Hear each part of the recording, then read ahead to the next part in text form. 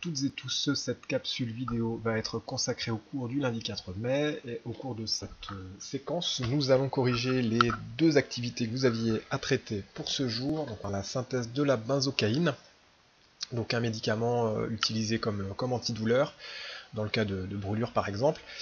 Et donc là, vous aviez la molécule. Et première question, on vous demandait d'entourer et de nommer les groupes caractéristiques de la benzocaïne. Donc, le groupe caractéristique, on en reconnaissait deux.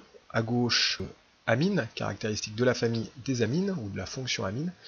Et ici, nous avons COOC, donc le groupe ester, caractéristique de la famille ester. Le nom systématique de la benzocaïne est 4-aminobenzoate d'éthyle, donné qui justifie le nom de cette molécule. Alors, pour l'OAT de il, ici là, le benzoate d'éthyle, eh bien c'est dû à la fonction ester. Pour le 4-amino, eh bien c'est dû au groupe amine qui se trouve ici. Ensuite, donc, vous aviez les étapes de la synthèse de la benzocaïne à partir du paranitrotoluène qui est présenté, donc 3 étapes.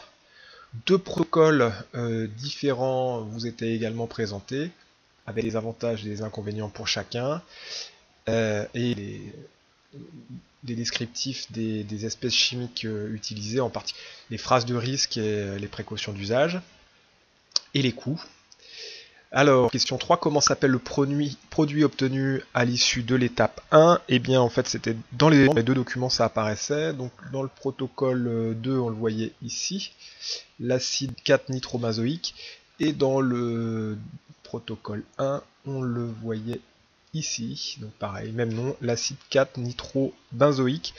Donc, ça correspond à cette espèce chimique ici. Donc, l'acide 4-nitrobenzoïque. Donc un acide carboxylique, hein, on a le groupe carboxyle ici. Alors, en utilisant les documents ci-dessus, comparez les avantages et les inconvénients de ces deux protocoles, rendement, temps de réaction, toxicité et coût des produits chimiques utilisés. Alors à mon avis, pour ce type de question, le plus pertinent c'est de répondre sous la forme d'un tableau, avec donc les 4 catégories ici qui vont correspondre à 4 lignes ou 4 colonnes suivant la manière dont vous présentez votre tableau. Donc les critères en fait ici ça va être nos lignes. Donc le protocole 1 80% de rendement, le protocole 2 70%. Pour le temps de réaction, on a 10 minutes d'agitation, 20 minutes de chauffage pour le 1 et 15 minutes de chauffage et d'agitation simultanée pour le 2. Pour la toxicité, eh bien, on voit que le dichromate de potassium utilisé dans le premier protocole est très toxique par contact, ingestion ou inhalation, alors que le permanganate de potassium utilisé dans le protocole 2 est nocif, mais seulement par ingestion. Et pour le coût, eh bien, le coût du dichromate est plus important que le coût du permanganate. Donc, certes, le protocole 2 a un rendement légèrement inférieur à celui du protocole 1, 70% au lieu de 80%, mais la réaction est un peu plus rapide et les produits sont surtout beaucoup moins dangereux. Le coût massique des produits utilisés est aussi inférieur dans le protocole 2, donc on privilégiera le deuxième protocole. Alors on continue. À quelle grande catégorie de réaction en chimie organique appartient l'étape 2 de la synthèse de la benzocaïne? Donc là, la réponse attendue, c'est soit addition, soit élimination, soit substitution.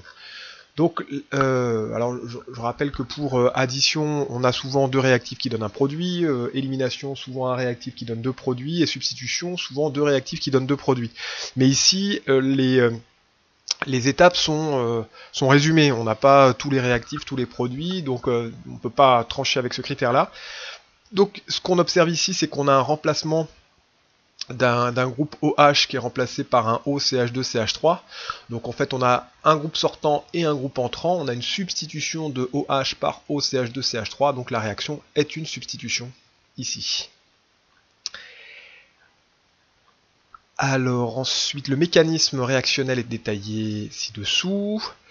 Pour les étapes A et B, identifier les sites donneurs et accepteurs et représenter les transferts électroniques à l'aide du formalisme des flèches courbes. Donc on compare bien, comme il faut toujours le faire, les réactifs et les produits. On observe que cette liaison entre cet oxygène et cet hydrogène qui n'existait pas dans les réactifs existe maintenant dans les produits. Donc ce que l'on va expliquer cette formation de liaison par le mouvement d'un doublet d'électrons qui va partir d'un site donneur. Donc ici l'oxygène est un site donneur. Pourquoi? Parce qu'il est riche en électrons. Il est riche en électrons parce qu'il y a de doublets non liants ici. On peut ajouter qu'il est aussi riche en électrons parce que l'oxygène est plus électronégatif que le carbone, donc il a une charge partielle delta moins, même si là les électronégativités n'étant pas données, c'était difficile à ajouter comme argument. Ce doublet d'électrons va quitter le site donneur ici pour aller vers un site accepteur. H+ est un site accepteur puisqu'il est chargé positivement, il est donc pauvre en électrons. Donc une flèche courbe qui part du site donneur, donc le doublet non liant de l'oxygène, un des deux, peu importe lequel, et cette flèche courbe arrive sur le site accepteur, l'ion H+. Alors vous aviez la même chose pour l'étape B. Donc dans l'étape B, on voit qu'on a une liaison qui se forme entre ce carbone ici et cet oxygène. Donc là encore, une flèche courbe qui part du site donneur, donc l'oxygène, même raison que tout à l'heure, pour aller vers le site accepteur. Le carbone chargé positivement, il est accepteur parce qu'il est chargé positivement.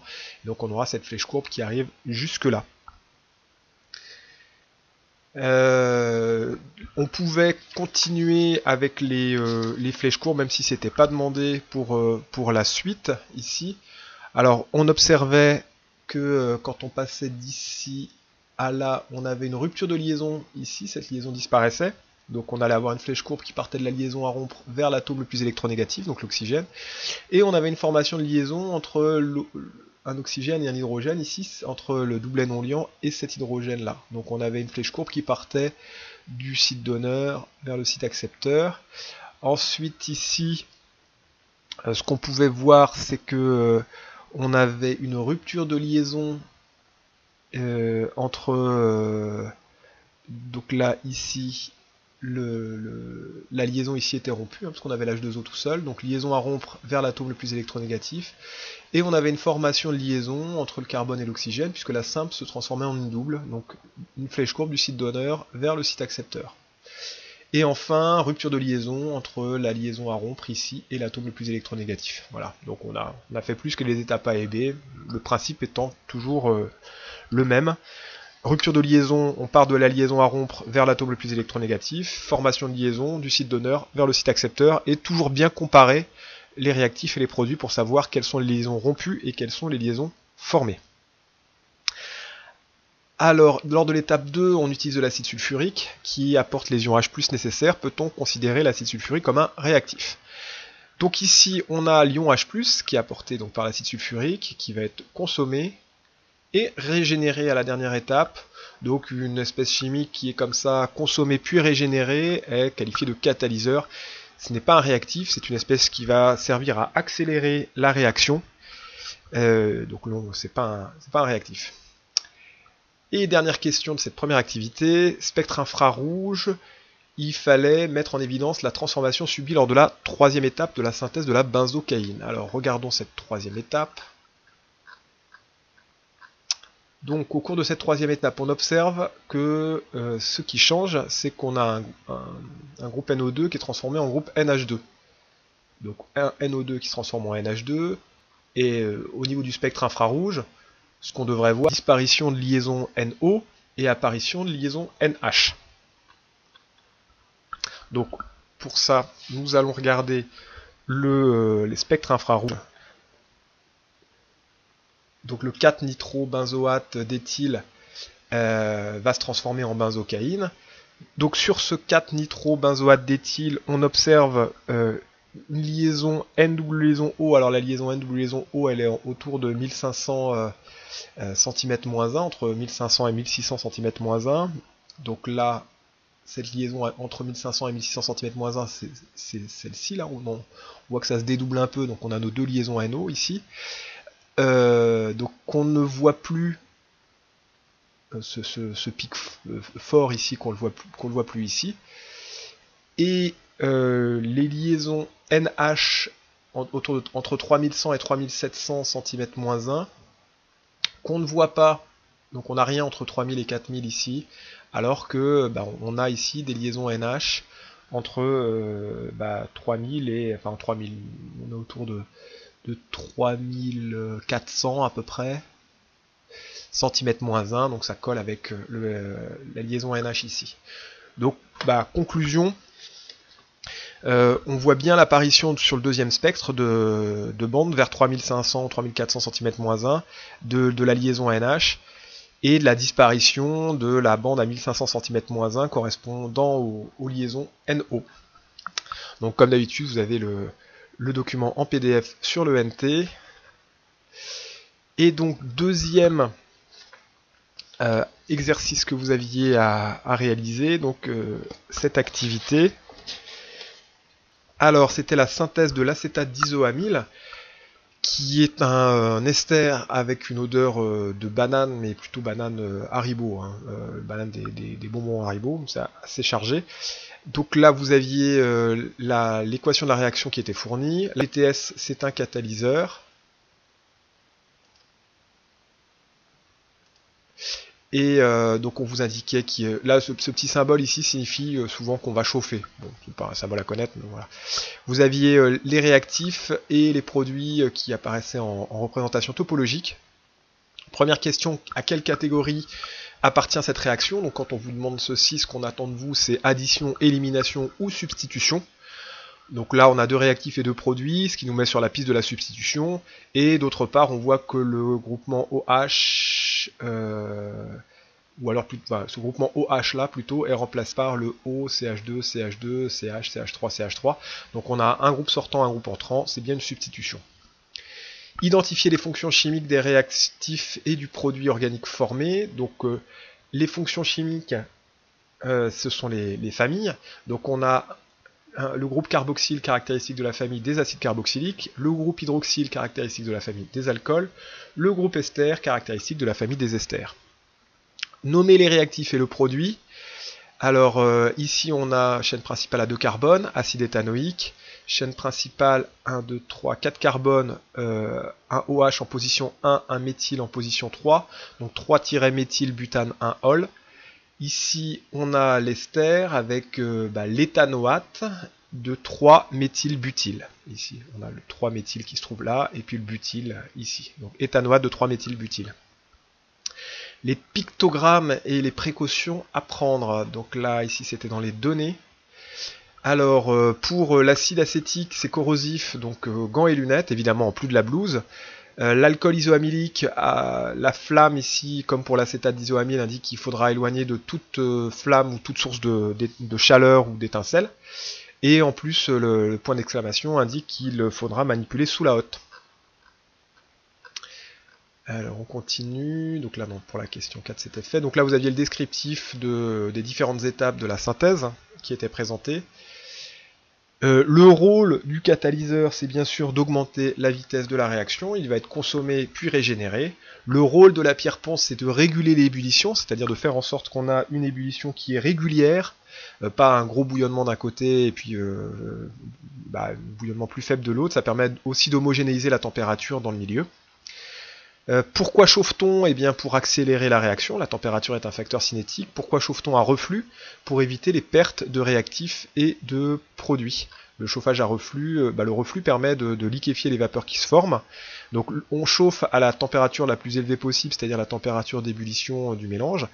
Et le reflux permet d'éviter de perdre les réactifs et les produits ce qui provoquerait un mauvais rendement et qui en plus nous intoxiquerait dans le labo. Pourquoi refroidit-on ensuite le milieu réactionnel? Pour liquéfier les vapeurs du ballon, et puis pour continuer à travailler à température ambiante, ce qui est plus confortable, ce qui évite de devoir porter des gants, donc c'est plus pratique. Ensuite, si on augmentait nettement la durée du chauffage, resterait-il encore de l'acide éthanoïque et de l'alcool isoamylique dans le milieu réactionnel, justifié en vous aidant de l'écriture de l'équation de la réaction? Et bien en fait ici, ce qu'on voit, c'est qu'on a une double flèche. Qui dit double flèche dit qu'on a une réaction qui mène à un équilibre, une réaction limitée.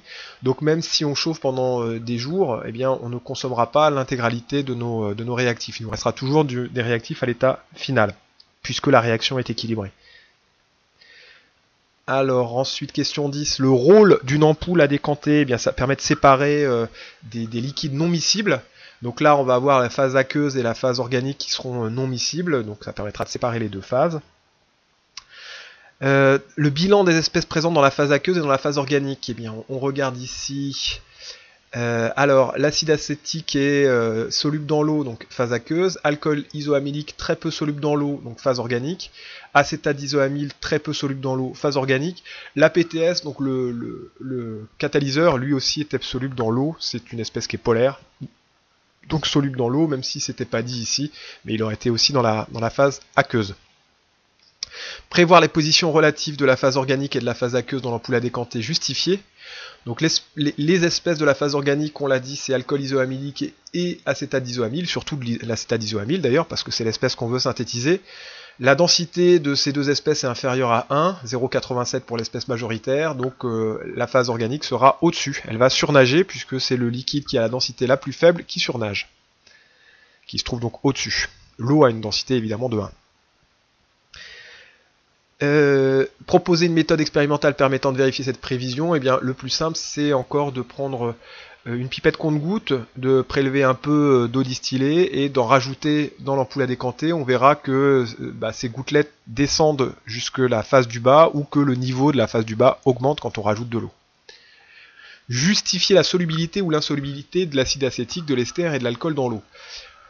En fait, les espèces chimiques sont solubles dans les solvants qui ont des caractéristiques proches d'eux. Pourquoi des caractéristiques proches d'eux? Parce que le fait d'avoir des caractéristiques communes permet de former des liaisons entre le soluté et le solvant. Là, ici, ça signifie que les espèces polaires ou ioniques vont être solubles dans les solvants polaires et que les espèces apolaires vont être solubles dans les solvants apolaires. Donc, la solubilité dans l'eau de toutes ces espèces va être liée au fait qu'elles soient polaires. Donc là, ici, l'acide éthanoïque, on a une chaîne carbonée qui est très courte. La chaîne carbonée, elle est apolaire, puisque les liaisons carbone-carbone ou carbone-hydrogène sont apolaires, alors que le groupe carboxyle, donc là je vous ramène à votre cours de première pour ça, le groupe carboxyle, c'est double O et OH, donc là l'oxygène étant plus électronégatif que le carbone, on va avoir des liaisons qui sont polarisées, donc on va avoir une tête polaire et puis finalement une molécule polaire. L'alcool isoamylique et l'acétate d'isoamyle sont des molécules à longue chaîne de carbone, ici comme on le voit, donc là c'est une molécule qui sera pas polaire, donc apolaire, ou en tout cas très peu. Certes, le groupe OH est un peu polaire, mais la chaîne ici est tellement longue que ces molécules seront très peu solubles dans l'eau. Donc l'acide acétique est soluble dans l'eau, contrairement aux deux autres, parce qu'ils forment des liaisons avec le solvant, parce que ce sont des molécules. L'acide acétique est une molécule polaire, contrairement aux autres, à l'alcool et à l'ester. En exploitant le tableau de données, justifier le rôle joué par le chlorure de sodium. Donc ici, en fait, c'est ce qu'on appelle le relargage. On ajoute... alors attendez, je le retrouve dans le texte. Voilà, ici, ajouter 100 ml d'une solution aqueuse saturée de chlorure de sodium glacé, récupérer la phase aqueuse dans un Erlen et laver la phase organique, etc. Donc là, la solubilité de l'alcool isoamylique et de l'acétate d'isoamyle dans l'eau est faible, mais elle est encore plus faible dans l'eau salée. Le fait de rajouter du sel permet de mieux séparer la phase aqueuse et la phase organique, et ça permet de bien séparer donc les deux phases et permet de faire en sorte qu'on n'aura pas d'espèces chimiques organiques dans notre phase aqueuse. On n'aura pas d'alcool isoamylique et d'acétate d'isoamyle dans notre phase aqueuse, ce qui permet, comme on va éliminer notre phase aqueuse, ça permettra d'éliminer un minimum d'ester, parce qu'on veut récupérer cet ester. Donc cette technique, on l'appelle le relargage, le nom n'est pas nécessairement à retenir. Écrire l'équation de la réaction qui a lieu lors du lavage. Donc ici, lors du lavage, on va laver la phase organique avec de l'hydrogénocarbonate de sodium, HCO3-. Et on voit ici que donc HCO3- c'est une base, c'est la base du couple H2O-CO2 HCO3-. Elle va donc réagir avec un acide. L'acide qui est proposé, c'est l'acide éthanoïque. Certes, l'acide éthanoïque est soluble dans l'eau, mais il est quand même, il va pas être entièrement solubilisé dans l'eau. Une partie se retrouvera quand même dans la phase organique. HCO3- va pouvoir réagir avec l'acide éthanoïque qui se trouve dans la phase organique, puisqu'on a éliminé la phase aqueuse, mais il reste un peu d'acide éthanoïque. On va avoir une réaction entre ces deux espèces qui va former de l'ion acétate, qui lui est très très peu soluble dans la phase organique parce qu'il est très très soluble dans l'eau, ce qui va permettre d'éliminer les dernières traces d'acide éthanoïque dans la phase organique. Donc on aura après cette réaction en principe plus d'acide éthanoïque. Donc là ici c'est ce qu'on vous explique là, on a une réaction entre l'acide éthanoïque et les ions hydrogénocarbonate pour former les ions acétate, de l'eau et du dioxyde de carbone, et on élimine comme ça les dernières traces d'acide éthanoïque se trouvant dans la phase organique, puisque l'acide éthanoïque se trouve entièrement sous forme d'ion éthanoate, très soluble dans l'eau. Pourquoi agite-t-on l'ampoule à décanter? À quoi est due la surpression observée? Donc le fait d'agiter l'ampoule à décanter, ça permet d'augmenter la surface entre les deux phases, phase aqueuse et phase organique, et d'augmenter la vitesse de transfert des espèces chimiques d'une phase à l'autre. Et là, la surpression, elle est due à la formation du dioxyde de carbone, la réaction produit du dioxyde de carbone, qui est un gaz, et donc qui va augmenter la pression à l'intérieur de l'ampoule à décanter. C'est pour ça qu'on dégaze. Alors, je ne vous avais pas donné la question 18, on va y répondre quand même rapidement. Le montage ici de distillation est incomplet.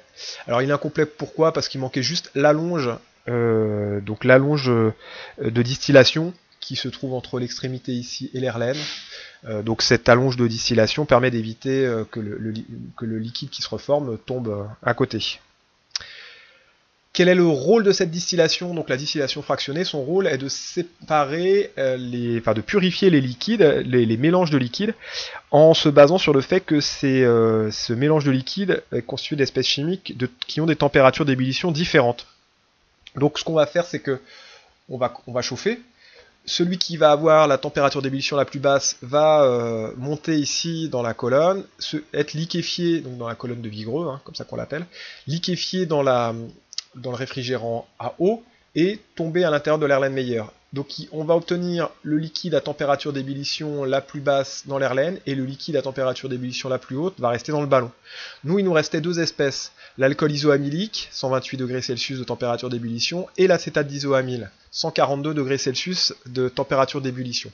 Conclusion, eh bien, on va voir le thermomètre monter à 128 degrés, tout l'alcool isoamylique va passer dans le réfrigérant à eau, puis dans l'Erlenmeyer, et ensuite le thermomètre va remonter brusquement, et nous on va à ce moment-là stopper le chauffage, parce que si on continuait, eh bien, on passerait à l'ébullition aussi du deuxième produit qui est notre ester, et qu'on veut absolument pas distiller, on veut pas qu'il passe de l'autre côté, puisqu'on veut l'obtenir pur, et là comme on a éliminé l'alcool, eh bien, on obtient notre ester pur ici. Alors, le rendement de la synthèse, on obtient 30 grammes d'ester. Donc, pour avoir le rendement, il nous faut la quantité de matière expérimentale. Donc là, ça va être masse sur masse molaire, 30 sur 130,2. Donc là, on a la quantité de matière expérimentale. Mais il nous faut aussi la quantité de matière théorique. Pour avoir la quantité de matière théorique, il faut revenir aux données. Donc, on vous disait qu'on mettait 40 ml d'alcool isoamylique et 50 ml d'acide acétique. Donc grâce à ces volumes, on obtient les masses, puisqu'on connaît les masses volumiques. Les masses volumiques sont fournies ici. On a la densité. Donc la masse volumique de l'alcool isoamylique, ça va être la densité fois la masse volumique de l'eau, donc 0,81 g par millilitre. 1,05 g par millilitre pour l'acide éthanoïque. La quantité de matière, ça va être masse sur masse molaire. Donc à partir de la masse volumique et du volume, M égale ρ fois V, on a la masse, et donc ensuite on fait masse sur masse molaire pour avoir la quantité de matière. Donc c'est ce qui est détaillé ici. Quantité de matière d'alcool ρV sur M, donc 0,37 mol. Quantité de matière d'acide ρV sur M, 0,87 mol. D'après les nombres stoichiométriques, eh bien, on a un alcool isoamylique qui réagit avec un acide éthanoïque. Donc l'alcool isoamylique va être le réactif limitant. Ce qui fait qu'on obtiendra Xmax égale 0,87 mol, donc la quantité de matière théorique d'ester, 0,37 mol, pardon. Donc la quantité de matière théorique d'ester, ce sera 0,37 mol. Et comme la quantité de matière expérimentale c'est 0,23 mol, eh bien le rendement c'est 0,23 sur 0,37, 63%. On termine avec la caractérisation, vérifier que le spectre peut être celui de l'acétate d'isoamyle. Eh bien, donc on doit avoir le C double liaison O de l'ester à 1700 cm-1 ou à peu près. Donc là, on l'a ici. On voit aussi qu'on n'a pas le OH et ça permet de répondre à la question 22. Donc la question 22, pourquoi ce spectre permet-il d'affirmer qu'il ne reste plus d'alcool ou d'acide dans le distillat? Si on avait de l'alcool ou de l'acide, eh bien on aurait la liaison OH avec le pic fort et large à 3300 cm-1 qu'on n'a plus ici, donc on a un ester qui est pur, puisqu'on n'a que la cellule liaison O. Et enfin le spectre de RMN de l'ester. Donc là ici on a un CH3, donc on a un singulet 3H pour ce CH3 ici. Là, pour celui-ci, on va se retrouver avec un triplet 2H. Celui-ci va nous donner un quadruplet 2H, parce qu'il a 3 voisins. Celui-ci va nous donner un nonuplet 1H, parce que cet hydrogène a pour voisin 3, 6 et 2, 8, donc nonuplet 1H. Et ces 6-là qui sont équivalents ont juste un voisin hydrogène ici, donc doublet 6H. Donc ça collait avec les indications qui étaient données pour le spectre RMN. Même si voilà, c'était marqué entre autres, donc on avait d'autres pics, mais donc on a réussi à identifier le doublet 6H, le singulet 3H et le triplet 2H. Et donc ensuite une petite conclusion, donc le produit liquide est synthétisé à l'aide d'un montage de chauffage à reflux. On le sépare du reste du milieu réactionnel en réalisant une extraction liquide-liquide suivie du séchage à l'aide d'un desséchant chimique. On réalise une distillation pour purifier ce liquide et on le caractérise avec des méthodes spectroscopiques, donc ici infrarouge et RMN. Donc lors de la séance de demain, eh bien, nous reviendrons sur ces techniques de chimie organique. Donc pour la plupart, vous les avez déjà vues en seconde et en première. Voilà, bonne journée, bon courage et à demain.